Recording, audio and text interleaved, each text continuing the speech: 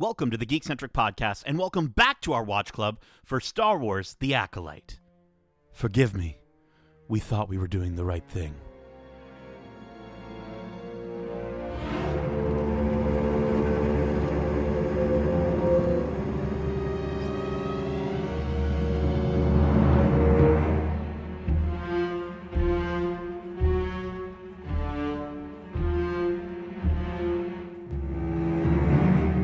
Welcome back to Watch Club. My name is Nate, and this is our Watch Club for Star Wars: The Acolyte, Episode 2. If you're joining us for the first time, this is Watch Club, our weekly review series, kind of like a book club, but way better. Keep in mind, we will be going into full spoilers for this series and Star Wars in general, so if you haven't watched these episodes yet, be sure to do so, and then come right back in less than 12 parsecs. Now, before we poison a floating monk with some plants from our home planet, let me tell you that this is our discussion of the second episode of this series. Justin and I originally planned to have this as a full episode talking about episodes 1 and 2, but we really it seems like to talk about Star Wars quite a bit, so we've decided to split up the episodes. So please enjoy part 2 of our overall discussion, focusing on the second episode of Star Wars: The Acolyte. Let's get into episode 2 of these first 2 episodes that have been released. This second episode starts off in a local Jedi temple on Olega, where we see a youngling used to distract a security droid who's paid off by May. She easily walks through and encounters Jedi Master Torben quietly floating in midair with his eyes closed. She says the same thing she said to Indara and commands him to attack her with all his strength. When he doesn't, he still doesn't respond. She attempts to attack him, but is unable to land a single blow as she's stopped just about a foot away by the Force. In the distance, we hear a Jedi alert the others that there's been a break-in, and May flees the scene just in time to avoid detection from another Jedi Master who walks in. And then we cut to the title. So, Justin, it's a rare sight, at least in live-action Star Wars, to see Force levitation. What did you think of this assassination attempt on Torben? Well, I gotta say the whole attack me with all your might thing is an interesting instigation of like, I challenge you to a duel. Yeah. Which he's just like, dude, I'm meditating. Like, I know you're there, but I'm not going to answer. Like, I'm sending, if it's like, if he's meditating right now, he's got like Ring on, like those doorbell camera things. And it's just like, yeah, I'm not responding. Because I honestly believe that he is aware that she's May there in there. that moment? Really? Yes. I think so. I think that he senses it. He's just not going to instigate it. We will see, obviously, later another incident. But in this moment, it was cool. It was cool to see, especially given the fact that like there was such a the way they use sound to create the sort of force field. I'm going to accentuate that again. Force field around this Jedi Master was pretty smart, and we've seen that a lot more since I really remember it being a thing in The Force Awakens, where the Force had a sound to it, and here you get to hear it again in a way that when she's making like these blows, it's like a soft boom, right? Like she can't penetrate that protection around him. Even though she does some pretty cool stuff. Again, the choreography in this moment, really, really cool, very martial arts, which again, like given this whole High Republic timeline, is that to say like that is an ancient way of fighting? Maybe. I don't know, because the fact of why we don't see it or we haven't seen it, that would be a pretty smart way. Like it's an art that no one practices anymore, or it's a type of fighting style that no one practices. But yeah, it was cool. I think again, this is just we're rolling through really quickly. And like, how did she get caught? Like, how did she get caught? Was it because she like someone else saw her and then they probably saw the little light thing on the top of the droid's head, right? They saw that. Nice. They saw the door was open.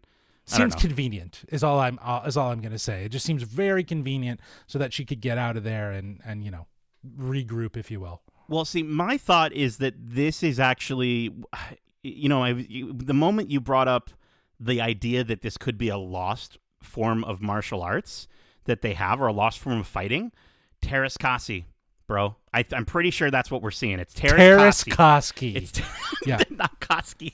It's Teräs Käsi from. There's like a video game that's like a fighting video game.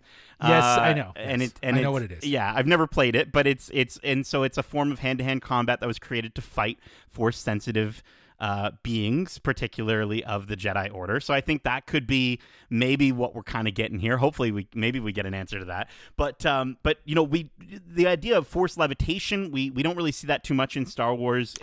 Modern Star Wars, in Episode 8, obviously when Luke is force projecting himself, he's floating, and then in Episode 9 we do see Rey floating as well. But to see it here, and just to know that this guy has been doing this for over a decade is wild. The aging on this particular actor I thought was a little strange. That is Dean Charles Chapman, who you might recognize as Tommen Baratheon from Game of Thrones, which in the trailers we do see a flashback of him 16 years younger, and he looks like Tommen. But here I'm like, yo, he must be stressed out floating like that, because that guy's hairline, like his hair looks rough. Like he needs some I don't know, some men's hair care product just for men. Just for men, yes, absolutely. Just for Jedi. Just for Jedi. Yikes. Yeah, and I think again we were alluding to it before with how quickly Carrie-Anne Moss's character gets killed off, but we have seen other clips of her in trailers that looks like we're getting a flashback. There is another clip of Jedi Master Torben, who is significantly younger. So obviously we're going to see the events. 16 years. We're going to see the events of May and Osha's house burning and what this is all about, because I guess his character in this episode is probably the most interesting because of a couple lines of dialogue that allude to we don't know what. We'll talk about it. So, we'll talk about it. Yeah. But okay, so back on Karlak, we see May calmly sitting up this time. She's not gasping for air, but I don't think she was asleep. To the sound of Jecki struggling to fix something on their ship, May suggests to repolarize the power couplings, and Jecki's surprised to hear that May is a mechanic and not a pilot, given the information and the instructions she just gave. Sol walks in, and Yord shares his doubts over Osha's freedom to walk about the ship. Vernestra calls and informs Sol that the suspect matching Osha's description broke into a local Jedi temple on Olega, and she suggests he investigates and to take Osha with him. So despite Yord's apprehension, they set course for Olega. So Justin, what did you think of Yord's apprehension, and was it just me, or did you sense a little bit of a spark between Osha and Jecki? Like of a friendship and a bond, spark? Well, maybe at least a friendship. Well, because I sensed that, like, they both, like, where Yord is still looking at Osha as a criminal or as someone that he can't trust. Jecki's a little more open. She doesn't sense. I think she's more intuitive with the Force as well, and I think she understands that if her master can trust Osha, then she can trust Osha, and I think she's a little more likely to she's more open to getting to know Osha and understand a little bit more about her character. Whereas I think Yord, again, we just said it, he's a dork. He's Mr. Know-It-All. He wants to be like King Jedi Master of sitting next to Yoda and be like, oh, I talked to Yoda. I mean, like, it's just I think his character is definitely coming He's off. always at every dinner party, and here's a picture of me. I'm standing. This is Master Yoda's back here, but I'm right here at the very front, and kind of looks like he's got his arm around me. It's pretty cool. Did I show you that? We're also seeing, absolutely. But we're also seeing, though, like with Sol, he's the sort of the Qui-Gon of this series. I'm going to just say it. Yeah, sure. He's kind of questioning what the Jedi think, and also questioning the Jedis around him and how they approach things, right?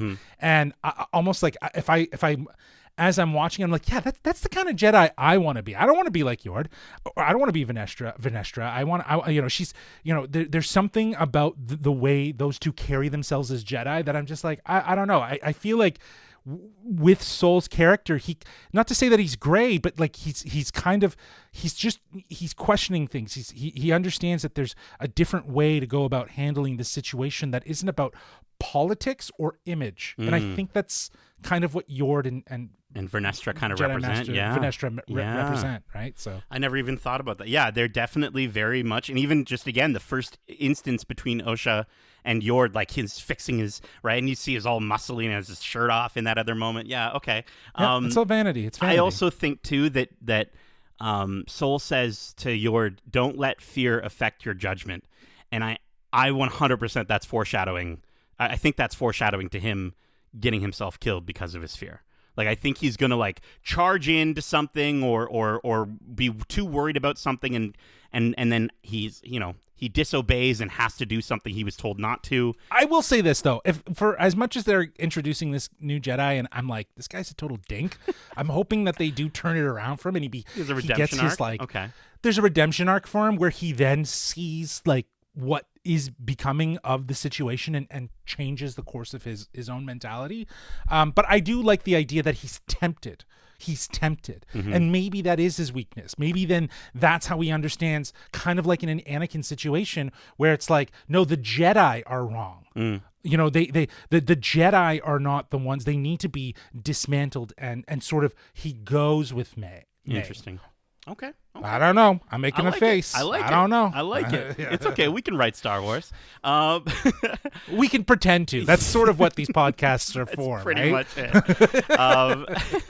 All right. So let's go to the next section here. May walks through town to visit Chimere, who's sleeping after waiting up all night for her to arrive. She throws a cup at him, abruptly waking him up, and she's frustrated that he's been sampling the merchandise while attempting to blend in.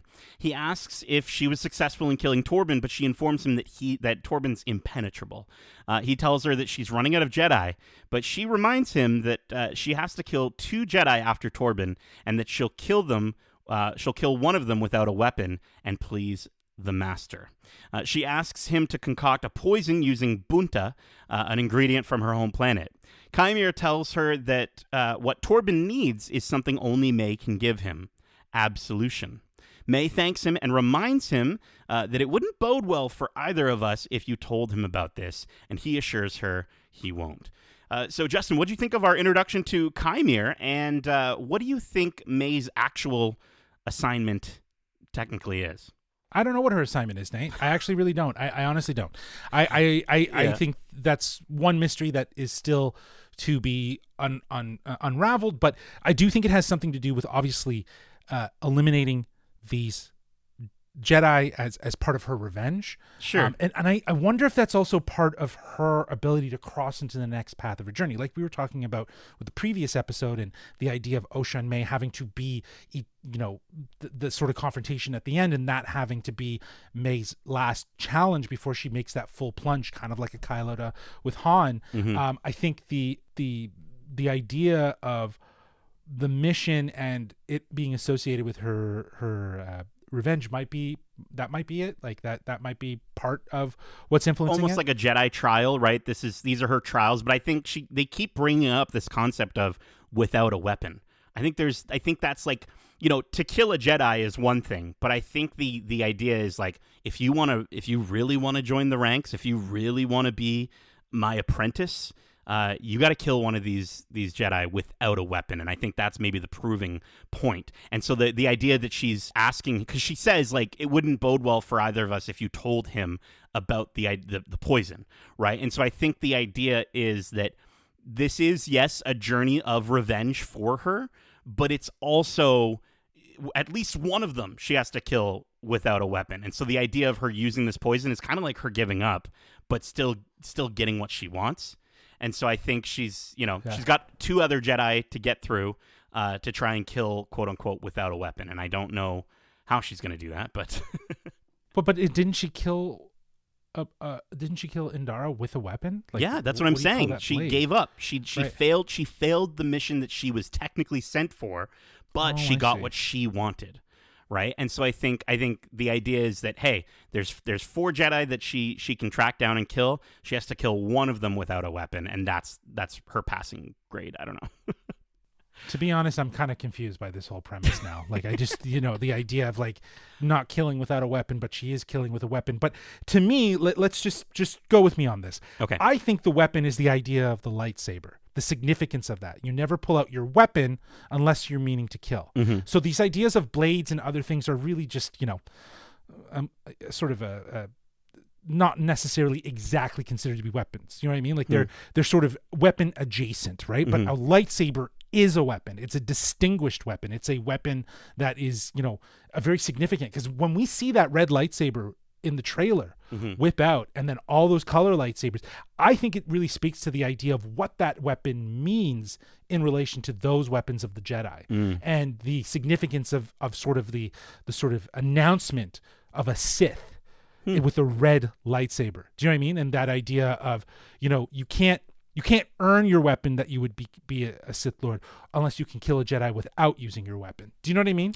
That makes sense? You might have something there. It is interesting because in both fight sequences between this one and the one that we'll get to near the end of this episode, in the Indara one and the one that we'll get to, she does reach for their lightsabers at least once in those fights. And there's like the slow-mo focus, like where the camera's actually focused on the saber and she almost has it but then isn't quite able to grab it. So I'm wondering if there's something, you're right, there's definitely something to do with lightsabers. Like maybe the idea, but like the idea of in that sentence without a weapon, you know what I mean? It is like the whole mentality right now, especially with the sentiments of our mystery villain at the end. It's very extremist. It's very like terrorist, like he wants to terrorize. And it does feel very, prequel-esque with the way Palpatine was kind of infiltrating the politics of the galactic politics at the time and almost terrorizing it and creating war, right? And creating conflict, right? And I think that's sort of what he's doing, what this mystery villain's doing, but in a very literal and direct way to challenge the Jedi, which, it's interesting because I don't think we really consider the Sith after these events to really have amassed to anything other than just being just kind of like relegated to dark Sith. Like, they're not what they are. You know what I mean? Like, it takes 100 years to get to the Empire, right? Where the Sith are finally taking over, right? So it's like, I obviously this is the building blocks towards that. Well, and it's I think by the end of this series, I think that May fails her mission. Whether it's in this season or the next season or whatever it is. But by the end of this series, by the end of this story, she will fail her mission. And I think that means her master fails his mission. And I think that's the catalyst that leads him to being replaced with young Palpy. I think the idea is that we're seeing... You really think young Palpy's going to come? It's 100 years before. I'm telling you. You think he's that old? He's that old. Do we have any... I don't know if we have any date information. Darcy, we need Darcy. He'd be able to validate. Force to keep him alive as long as possible. I don't know. I'm saying that by the end of this series, who knows how long the series goes for, or how long the story is, or if there's flash forwards or what have you. But I think that there's layers here, and we're starting to crack into them. I think we should also look at it less as this season, but this timeline, right? Because who knows? The next part of this story might not be associated with this series, but it might be something new, a new story that exists within that timeline that informs and takes away from some of the events of the Acolyte, right? So, again, the idea too of this whole series being an introduction to a new point in time in the Star Wars timeline on a live action scale. It does feel like you would probably not necessarily want to just focus on have one show be the focus of that, but maybe sprinkle in some other shows that will help, kind of guide it. So maybe we jump 50 years in the future and we see a young Palpy. I could give you 50 years, right? Because you give me 50 years? Well, because let's say he's like 70 by the time we get to... I would imagine he could live to 100 or beyond, maybe, but I don't know. I honestly don't like. It feels like it would probably be, maybe 75 years into this 100 years before. Okay, then we would start to see Palpatine. Listen, if we want to go one step even further back, then maybe replace my idea with a young Plagueis instead of a young Palpy, and the master I think is Plagueis's master. If you want to go that far, maybe we go that route. I think that I think that's more Okay, likely. we got I think there. we see the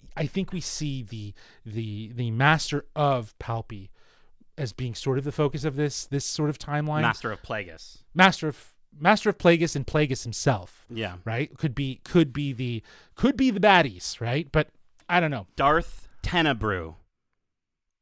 That's Plagueis' master. Anyways, it's I wanted to say it's awesome to see Manny Jacinto in this show.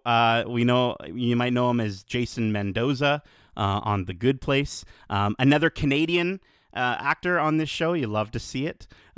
He's great in this, and I think one of the things you brought up Vernestra and how it feels like she's holding back some information. I got that from this guy's demeanor as well. Like I think Chimere, he seems like a lowly, schemy kind of guy. Like he doesn't really have that much power. I think it's a ruse. He talks very poetically, and I think he knows way more than he's letting May onto. Like I think he knows a lot more. I don't know. That just might be me. Yeah, for sure. And I like we'll get to another scene later where it kind of gets a little foggy and as if like, does he know Osha and whatnot? All this to say, I definitely think that he probably might be the second hand to your Jedi Master. To the Master. So Sith Master. Yeah. That were the Mystery Sith Master. What if he is the Mystery Sith Master? Well, that, like, I was thinking about that. Like, it's kind of like one of those, I know that there's another movie that did that where, like, the villain that, I think it was a Fast and Furious movie, honestly, but like, the villain that they were looking for was like really a ruse, and the person who was the actual villain was always in front of them, sort of thing. Yeah. I could see that, but this guy seems to be playing it pretty calm.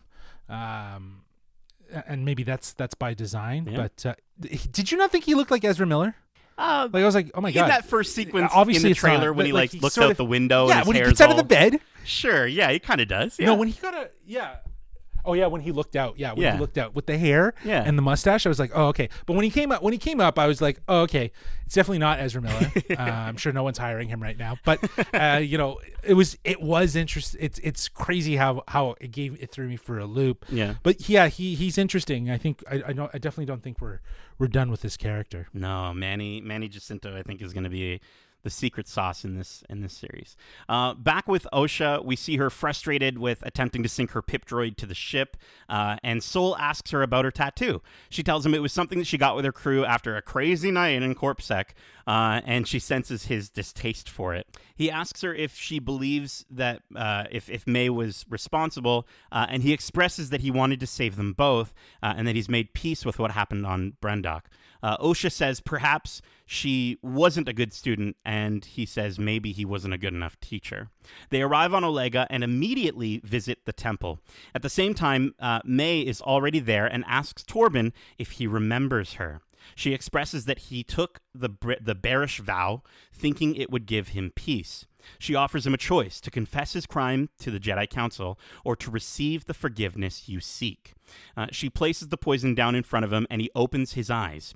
She tells him to face the past, and he floats down to the ground and asks her to forgive him. He says, "We thought we were doing the right thing." He then drinks the poison and dies. Osha sees a vision of young May and follows her to Torben's body, and the other Jedi discover her leaning over his body. But before they can start accusing her of this murder as well, Yord actually steps in to defend her. She informs Sol that the poison contains Bunta from her home planet. So, Justin, what did you think Torben meant by "we thought we were doing the right thing"? Oh, this is it, isn't it? This is it. This is the mystery. This is the crime. This is the cover-up, as we've been hinting at. Yeah. The Jedi are not as squeaky clean as you would think. They got some things in the closet that they're trying to keep. They got some splaining to do. They got some serious splaining to do, and it ain't going to be from Torben.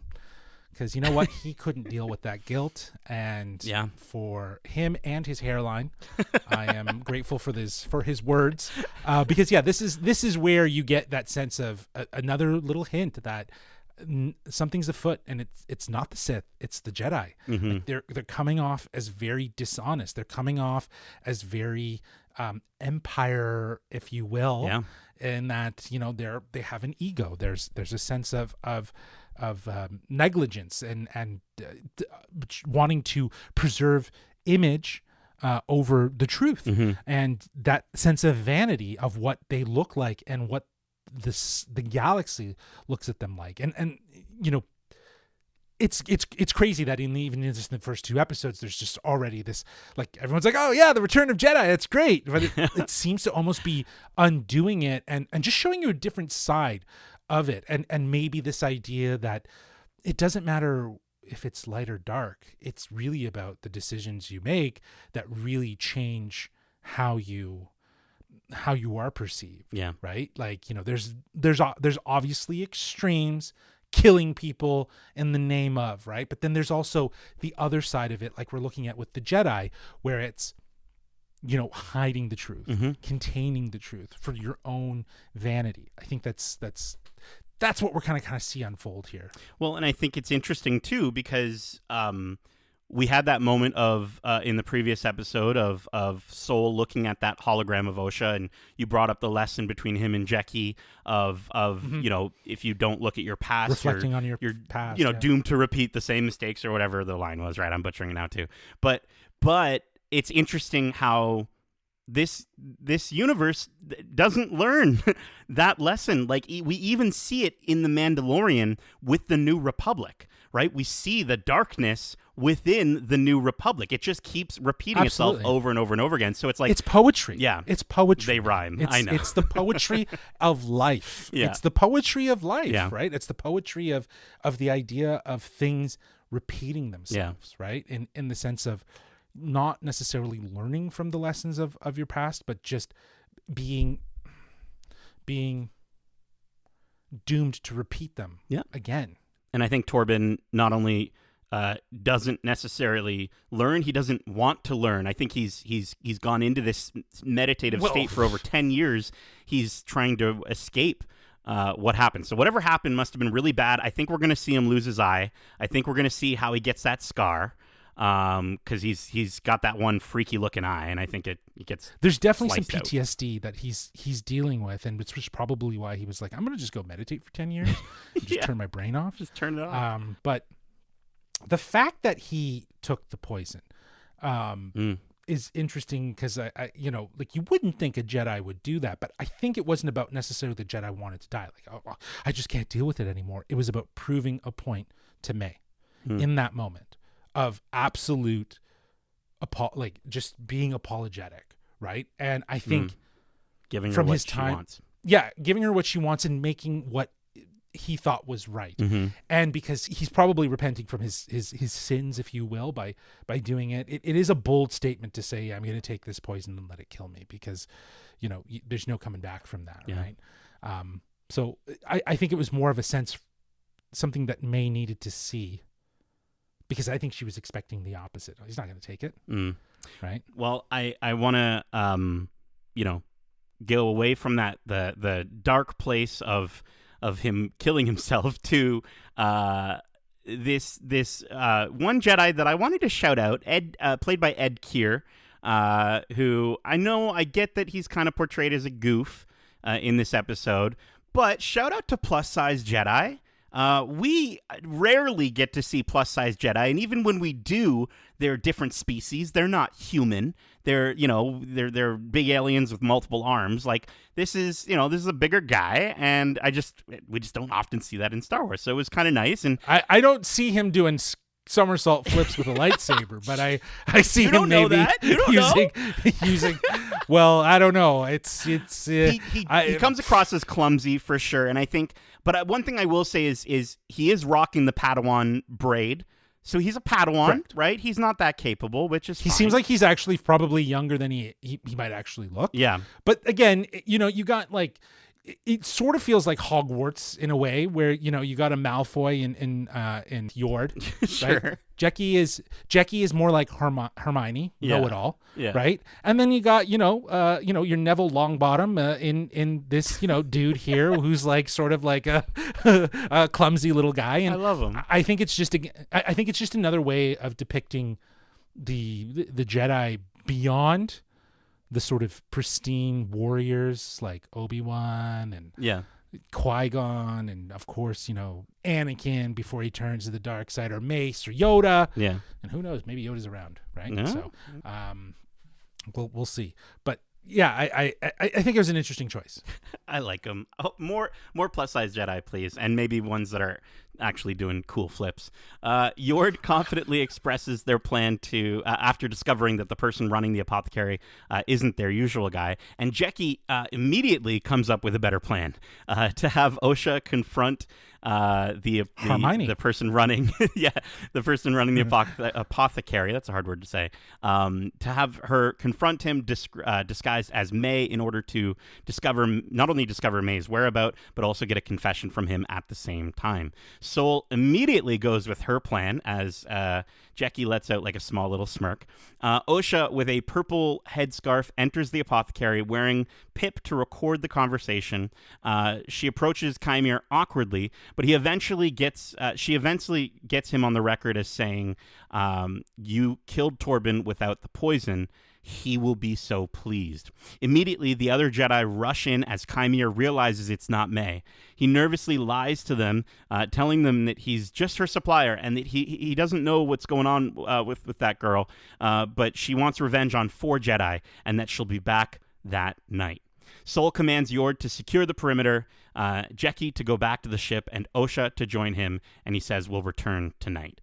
So you really get the sense from this sequence that, either Chimere is, a really good actor, or he's genuinely afraid of these Jedi.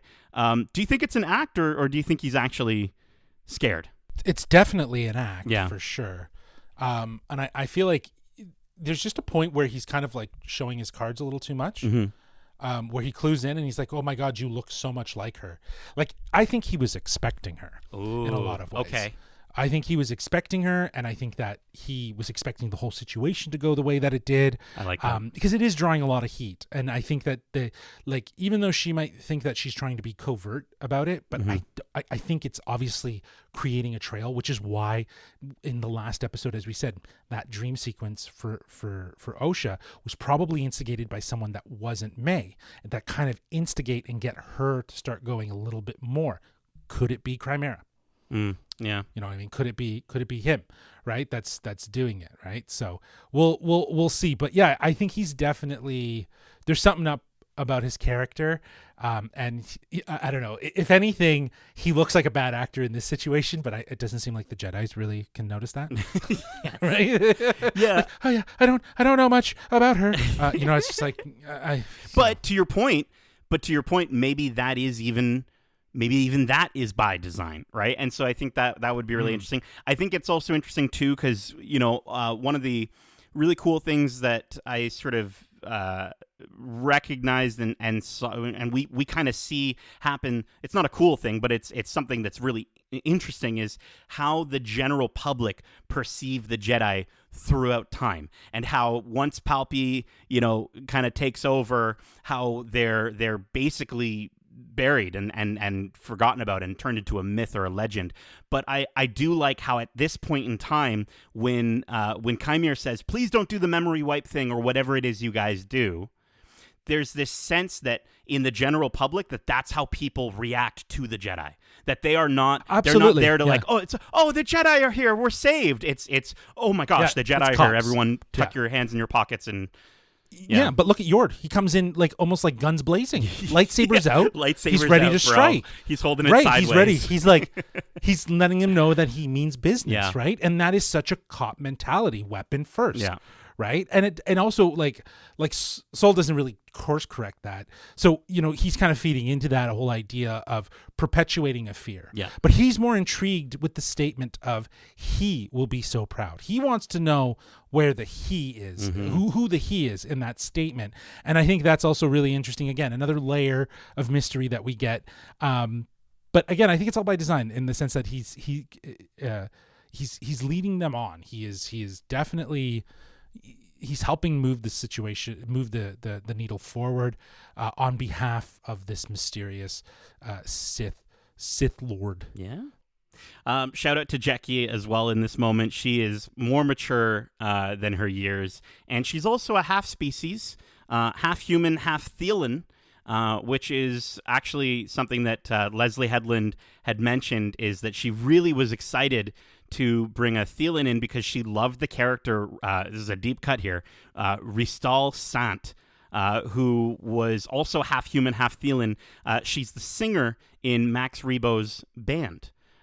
Which I just thought was kind of interesting. And you can totally, if you go back and look up that character, Jecki's totally got the same vibe. But I was like, that's so cool that like, yeah, Leslye Headland is pulling in the deep cuts, and that's awesome that the showrunner is able to do that and has such a love and reverence for these characters and some of these lesser known Star Wars species. I love the subdued smile that Daphne Keane gives when Sol immediately chooses her plan over Yord's. Like, it's such a great And Yord is just like, yeah, whatever. Yeah, and you can literally see her like fighting a smile. Like, she really wants the smile. Yeah, she's like, because it's not even that her idea was better. Yeah. It was better than Yord. Yes. Right? Like, she doesn't, I don't think she's a huge fan of Yord. I think she thinks exactly what we think. Yeah. Yord is a dink. Yeah. And he's just like overzealous. Yeah. Right? Yeah, he's Yord. Don't be so Yord about it, okay? Like, Oh, man. Okay. So Yord and Jecki are keeping watch. Osha and Sol argue over who gets to face May. Sol asks her to let go of her grief, and she says that he's not her master. She doesn't need his permission to face her sister. He says he couldn't save them when they were children. Please let him try now. Osha reminds him that that May wants to kill him, and he asks her to have faith in not only May, but also to have faith in himself. After a brief screen wipe transition, shout out to screen wipe transitions, Yord reports Yord reports May walking in, and Sol calls out her name. She turns, surprised to see him. As he approaches slowly, saying she killed Indara and Torben, she throws a knife at his feet. She immediately begins to attack, again without a weapon. After failing to land a blow, she reaches for her other blades and discover they're not there. Sol tells her that her master has failed her and demands to know who trained her. He searches her mind and discovers that she doesn't even know the identity of her master, and he informs her that Osha is alive.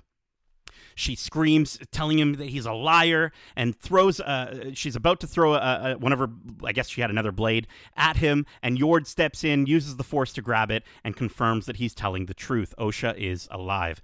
Jecki flies the ship in and commands May to stand down. May uses the Force to send the sand underneath her up into the air and uses the distraction to escape.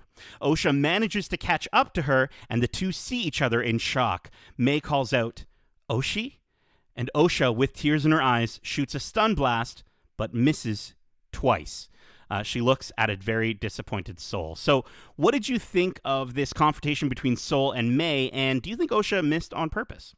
So, it's interesting. First, the interaction that Sol and Osha have in regards to who will confront May. This was part 2 of a conversation that they had previously on the ship, where they seemed really apologetic to each other, where they seemed they were trying to reconcile their relationship, where Osha almost felt guilty for not being a better student, which is so weird. It's usually the master that kind of always feels like they weren't good enough to their student. Here you have Osha kind of like almost feeling sorry that she couldn't be more for her master. But then part 2 of this conversation about who's going to confront May, it really gets, gloves are off, right, kind of thing, where it's like they're being harsh with each other, they're being honest with each other, they're talking about their grief, they're talking about what they haven't resolved.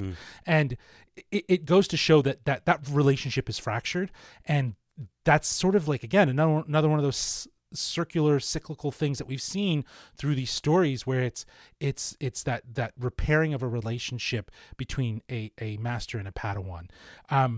The confrontation, obviously, with Sol and May was outstanding. Another beautiful choreography that exemplifies, again, not flashiness with weapons, but the idea of just hand-to-hand body style combat. And my God, it's just so well done. Yeah. All the little tricks and all the little sort of blocks and knee blocks and sort of all the different things, and the spins, and when she almost grabs his saber, like it's just so well done. And it shows that, again, it's just another example of how this is where this show is really going to shine, is how it envisions these moments. And I know there's some cool stuff that has been seen for future episodes involving a whip saber. Yeah.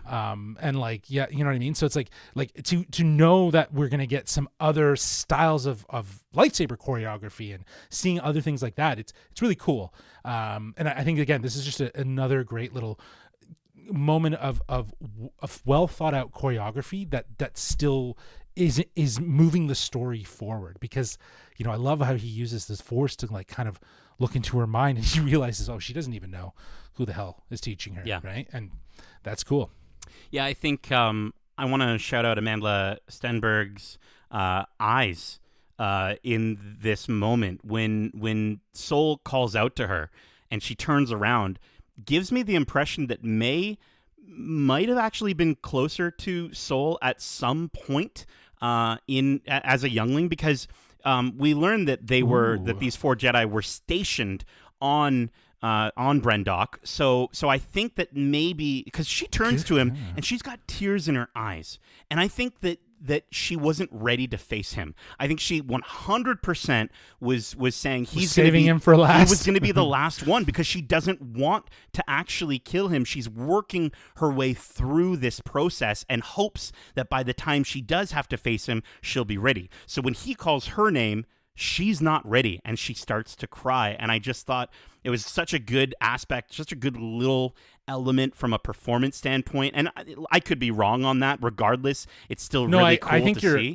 I want to fully embrace that. I think exactly that. I think when she turned around and she acknowledged him, I totally recognize that. I thought that was interesting, because for a minute I thought I was looking at Osha confronting Soul confronting Osha and the way that May reacted, but it totally makes sense. Yeah. There's a pre-existing relationship there, not with just Osha, but with May as well. Yeah. Which is why they probably felt compelled to take Osha, right? Because there was that pre-existing relationship.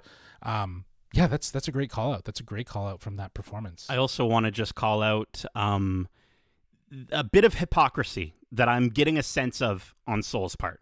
And what I mean by that, and to Soul's credit, he is a Jedi master. He was trained in the way of the Jedi Order.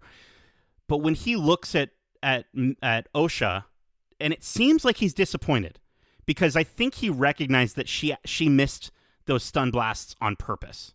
Like, I think that he was a little bit disappointed in her because he sees that that's an attachment that she has that she wasn't able to let go to get the job done. But I also sense that level of hypocrisy in him, because he's kind of doing the same thing in trying to confront May. Like, he also has an attachment that he's not able to let go of, that's getting in the way of him being able to do what he needs to do. I don't know. That's kind of where I definitely saw it differently. I think that, like, I think she's obviously mad. That's why she pushed the blaster. I think she missed because there's this constant, like, people are just bad aim in a lot of these things. So it fits. She Star grows Wars. up to be a stormtrooper. Yeah, exactly. Yeah. But I think I think where Soul was disappointed is that she did shoot. Mm-hmm. She did fire. I think she probably thought, maybe he thought that she would be better than that and try to talk to her. Interesting. Rather than confront her, and that's where he's disappointed. Her frustration, her anger took over, that instead of trying to reason or talk with her sister, she shot at her, which scared her more and breaks the trust even that much more. Interesting. Right? Okay. Because if they're going to have any ability to repair whatever is going on here, it has to be with Osha and May, right? Because given the fact that May thought that Osha was dead, and now there's Osha standing there, and she's shooting at the sister, and the sister that I'm May, and I'm getting shot at by my twin sister, who I've been vengeful for. I've been trying to kind of like do all of this for, you know what I mean? Get vengeance for her, and she's alive and she wants to kill me. I'm the bad guy in her. Like, there's, that breaks the layer of them getting closer to that. So I think I read it the other way. I think he was disappointed that she pulled the trigger. He was hoping that she wouldn't. Well, speaking of breaking trust, May thought Osha was dead. So she's clearly being lied to from someone as Exactly. well. And so Exactly. I think that's kind of what we're looking at, is that like by the end of this, like they're both gonna realize like we're just being used. Maybe they're a third side to this overall conflict, and maybe they end up kind of joining forces against both the Sith and the Jedi. I don't know. Well, it'll be interesting to see, again, given the new layer that you've added to the thought process of the pre-existing relationship that these Jedi have with both of them. Yeah. What that's going to look like. 100%. We've already said it. We're going to get a flashback scene that's going to answer some of these questions. It could be like an episode, 6 or 7 towards the end. We're just build, and we get a big flashback episode that explains a lot, and then we get our finale. But that said, there's going to, I think we're going to see where their Jedi training was, because maybe they were also like there to train and sort of find prospects, right? Prospects of Jedi. Yeah, well, it'll be interesting to see. We will see. Let's get to the final section of this second episode. Vernestra commands Sol to come back to Coruscant to strategize, as this problem has just become much bigger and demands a more strategic approach. She hangs up on him, saying, "We'll see you soon. You don't have no other option." Then, back on Olega, Kymir hides from the Jedi keeping watch, and May angrily attacks him, but he says he can make it up to her. He informs her that they can make their way to Kofar, where the Wookiee Jedi lives. He tells her he found Kalnaka, and that he knows that Osha is alive. Then we cut to Kofar, where we see 2 scavengers approaching a ship that's been long grown over by the local forest. In the language of Huttese, they mention that they could strip the hyperdrive for parts, but they're stopped dead in their tracks when they hear a big Wookiee roar. That Wookiee being Kalnaka, who uses the Force to grab one of their blasters and breaks it in half. They run off as we watch a frustrated Wookiee walk through a door into their makeshift home. And then the episode sort of abruptly ends. But let's talk about, let's get to our prediction segment, Justin. I want to know, what did you think of Kalnaka, and what do you foresee happening next? I've basically foreseen all my thoughts throughout this episode with things. I think even some stuff jumping off of stuff that you've said. Obviously, we're going to learn more about Kalnaka. I think we're following this trajectory of this mystery and this case as we move through. Again, I just want to shout out this moment with Vernestra commanding Sol to come back to Coruscant so they can have a small council and strategize. And he's just like, listen, we don't have time to talk about this stuff. We just need to act. And it's all about seeking high thought and high conversation. It's very Jedi Council. Oh, we have to have a meeting. Yeah, it's a corporate politics of bullshit, right? Like, it is very, you can see that those actions of talking about and not doing it's very relevant in government, right? There's so much talk about action here in where we are in Canada to do things. Even in the States, there's a whole Senate, there's a whole Congress and everything and they do a lot of talking about stuff, but they don't do anything. And it's always about having to do stuff. And I think the idea is taking action, and Sol representing that mentality of we have to take action. I like that. We have to keep moving, whereas Vernestra is still tied to the vanity piece of how Jedi operate, how Jedi need to move and delegate or approach situations from a strategic mentality. And it just, it's going to eat up time. So it'll be interesting to see how in the next episode we end up on Kofar, obviously, with we meet Kalnaka and we see more about him and just understanding. It'll be interesting to see how we understand him. Through the other characters, right? Well, it was cool. There's got to be someone there. We'll see. I think it was cool to see a force-wielding Wookiee in live action. Darcy and I actually saw Kalnaka on stage. Eunice Suotamo was in the. I don't know if. I think he was in the suit. I don't know. He never took the head off, but that is who's playing Kalnaka in this series, and they were on stage last year at Star Wars Celebration with Leslye Headland, which was cool. And they're massive, they're huge. And I as far as what I foresee, I think Kelnaka is going to be a massive challenge for May. And I also think that whatever happened on Brendok has caused this Wookiee to go into hiding. And it's almost like a Yoda Dagobah situation. Like I got the sense that like this big ship maybe was Kelnaka's ship, and they just like landed it on that planet, let the trees overgrow it, and just said, I'm gonna just chill here and live off the land. Because I think maybe Kelnaka has failed in that way, and feels very much like they failed after what happens. I do think we're also going to get a bigger group of Jedi flying out to Kofar.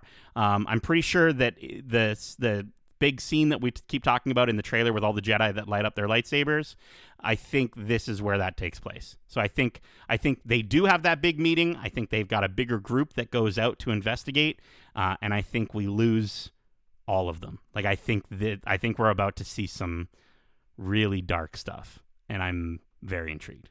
Very intrigued.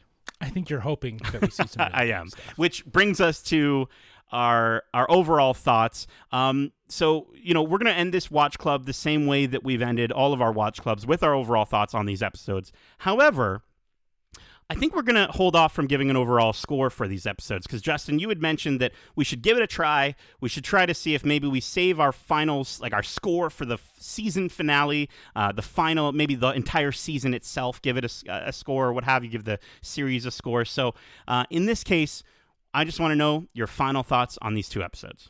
Yeah, I totally agree. I think it's a better idea for us to give the season an overall review rather than each episode. My final thoughts about these two episodes is that they're good. They are good at really setting up some great storylines and some story elements that I'm definitely intrigued by. But I will say that I'm not necessarily taken by the method of storytelling that these episodes have kind of approached. Mm-hmm. Things feel a little rushed for the sake of being rushed so that we can get to the next thing. And I don't know if we're necessarily having enough time to really sit with other elements, like a Jedi Master committing suicide. Yeah. You know what I mean? Or even just the ending of how in episode 1, the reveal of our dark leader, it felt very serving to the idea of here's your threat, mm-hmm. and that's all you're going to see of him for now. I would have liked it to be more elusive. Like we already got him in the trailer. It would have just been nice to spend a little more time getting to understand the sort of the mystery around the sort of criminal situation that's going on. Mm-hmm. But that said, like I'm saying, the way the Jedi are depicted in this as being sort of cops and, covering up crimes or covering up past things for the better of their image and their vanity. I think that's interesting. That really does depict the Jedi. So I'm all for that. So yeah, I think I'm just not necessarily from these first two episodes vibing with the method because everything just feels, with good storytelling and the way things are written for television, every scene sort of feeds into one another, giving you great momentum into other moments and then conclusion or excitement or anticipation. It did feel like in the first episode, it was just like it kind of started that way where scenes were influencing from the assassination into the introduction of Osha. But then after that, everything just felt like, okay, we just need to plop in these scenes till we get to the end and boom. So I think the structure is just, I'm not jiving with it right now. I'm not feeling that sort of Star Wars. I'm hoping that it does kind of move forward. But the other thing that's really clear from this, and we talked about it. We'll talk about it on the spoiler free. So you're getting, it'll be in the spoiler free, but I think these episodes are really great examples of how what we got in those trailers is a little darker and grittier than what we're actually getting. Yeah. I think there's and I don't know, like, again, you could be a fan of this, but there is still that relevant Star Wars romanticization of the content.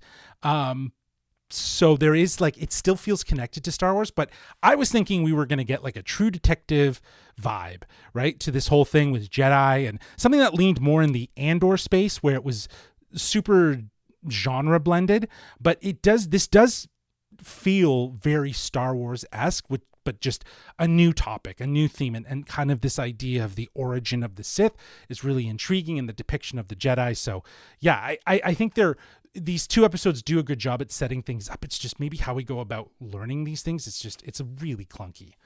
Yeah, I think there's, like you said, there's so much going right for these first 2 episodes. The introductions to these characters, the fight choreography that we can't shut up about, the incredibly fresh, at least for non-book readers, setting, which again is an old setting according to the storyline, but the shift to a more genre-based Star Wars with a murder mystery is so cool, and they're getting a lot right. I think it's going to take a beat for them to find their footing.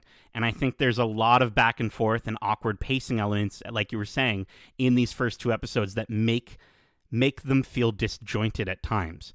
And again, we don't quite know yet how much of that could be by design, or how much of it is actually something that's critically wrong with the writing on the show. I think the performances are there, but it feels weird to cut away from the middle of a fight just to show Osha's response to what's going on, right? Or like having a goofy Jedi say something like, "He's gotten away," and they clumsily run down the stairs like cartoon characters. But that's also very Star Wars, right? Like at the same time, sure, it just doesn't feel like it fits in what I at least anticipated from this show, from these trailers, and from the sort of darkness that was it. I hope that we do get there. It kind of feels like there's not that much room for them to give us more silly Star Wars in the way that this plot is going from now on, right? I think we're starting to get, now that we're getting past some of it, because like you said, like here's the thing, it's not, we like silly Star Wars, or at least I like silly like I like Jack Black and Lizzo in Star Wars. Like I was totally fine with it. Right. I love having fun with Star Wars. Star Wars can be fun. Agreed. But to your point and to what we've been saying, the marketing for this show felt like we could have maybe gotten something that steered, that was more than them just dipping their toe in murder mystery and maybe going for an actual swim and eventually soaking in murder mystery. But there's that word again. I don't understand what's, you like to be it's soaked. so hot right now. We're getting into. You're probably soaking. I'm soaked with sweat right now. It's very hot in this house. Yeah, you are glistening. For some reason, I am. So again, I'm hopeful that the pacing and the awkward narrative is I'm hoping that it kind of goes away and makes way for a darker story in this era of Star Wars. I think we will get there. At least that's what I don't know. That's my gut feeling. That's what you're hoping. Yeah, I think that's what you're hoping for. But I think that these 2 episodes are meant to be a palette set for the tone. Okay. So I think we're getting a Wookiee that's a Jedi, and I'm not to say that's going to be goofy, but Chewbacca also, very wise and regal, was also kind of this character that was, not comedy relief, but added to. Sure. So I think this Jedi could be, grumpy and, very confident and, kind of like curmudgeon-y. Like that's my vision, but still wise. Exactly. Yeah, get off my lawn. Hey, that's my property. You know what I mean? But still wise amongst his years, which is going to be great.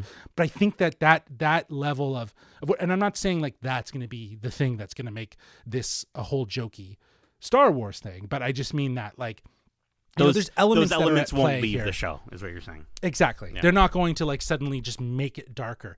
But I do agree. I think we'll get dark tones, but I think we're always going to be reminded of the true nature and the lighthearted nature of Star Wars, and that will exist. So I guess it just comes down to how much of what you saw previously you bought into, and how much of what you're seeing now you kind of appreciate. Because I guess you could say, if you're a huge true Star Wars fan, this does really sort of, not a true Star Wars fan, but a fan of like that side of Star Wars, then this world, this sort of fits in there. Sure. Right? Maybe you're less of a fan of the major shift that they took with Andor, and you want something a little more Mandalorian. Awesome. But again, I think for both of us, we're kind of at a good, not great yet, and we're hoping for great. We'll see. But that is it for this week's episode of Watch Club for Star Wars The Acolyte. We hope you enjoyed it. And if you did, make sure to subscribe to us wherever you like to listen to podcasts, if you haven't already. And if you want to write into the show with your thoughts or your predictions for the shows we cover in Watch Club, well, you don't have to sneak by a big fuzzy force wielder to reach us. Instead, our own fuzzy force wielder will let you know how you can reach us by holomessage. Well, they can reach us at wearegeekcentric@gmail.com. That's wearegeekcentric@gmail.com. Or they can reach out to us on Twitter, or X, formerly known as Twitter, at GeekcentricYT, or on Instagram at wearegeekcentric. We also have a very special Behind the Geeks episode out right now, where I sat down with Amanda Stenberg, who plays Osha and May in this show, as well as Manny Jacinto, who plays Chimere. We had a great chat about everything from the themes of duality that we see in these episodes and in this series, who their Star Wars person is, why Manny loved going to the dentist as a kid, and what they'd wear from a galaxy far, far away to the Met Gala. So be sure to check out that interview both here on your podcast service of choice and over on YouTube at youtube.com/geekcentric. We've got a ton of other Star Wars and non-Star Wars interviews over there, so be sure to check them out. Share them with your friends. We also have a Discord that we have opened up a channel for this show for us to talk all about these spoilers. We want to know your theories. We want to know your thoughts. So you can join that Discord using the link in our description. But listen, leave a wonderful 5-star review if you enjoyed this Watch Club. Leave a like on YouTube on some of our videos. A comment would be great. It is getting hot, and for the hot geek summer, we are going to get some hot geeky stuff coming through that I'm very excited about. But Justin, thank you so much for joining me for this Watch Club. And as we say, you're with me. I'm with you. Always one. Born as two.